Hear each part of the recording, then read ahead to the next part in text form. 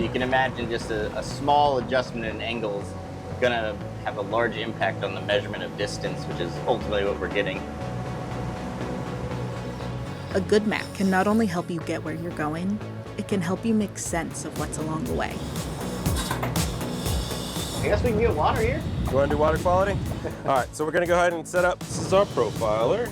An attempt to map habitats along the entire Texas coast is helping fishermen, boaters, and scientists make sense of what's beneath the surface. Effective conservation starts with knowing where habitats are, what condition they're in, and how the species we are trying to protect rely on those habitats. I'm Evan Pettis. I'm a coastal ecologist and the team lead for the habitat assessment team.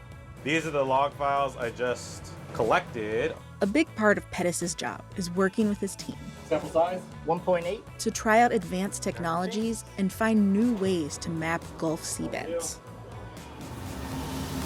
Today we went out on our primary survey vessel, the RV Karankawa, and we mapped some benthic habitats using a combination of different sonars. Each of those is collecting different kinds of acoustic data that tells us a little bit about what habitat is on the bottom of the bay. It does that using sound, so it doesn't require clear water, which is hard to find in Texas. So far, it's one of the most effective ways to see underwater habitats.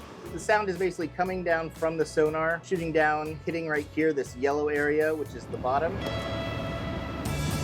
For a long time in fisheries management, we did a lot of collection of how many fish are out there and where they exist and what type of fish they are. And that's really important. But we pretty quickly realized that we also need to understand the habitat. Simply put, if we know where habitat is, we know where to preserve areas. That's what the maps help us out. The time spent in the water collecting data to make these maps is just the beginning of the work being done.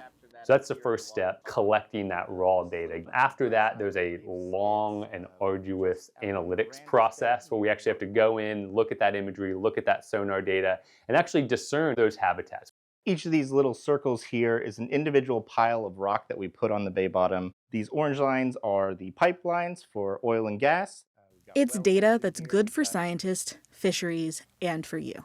So we've taken all that data, including the data we collect in these sonar surveys, and loaded every single oyster survey that's ever been conducted in Texas into this map. And each of those squares here is an individual spot that we placed some rock material. Also, this could be a good way to find good fishing spots.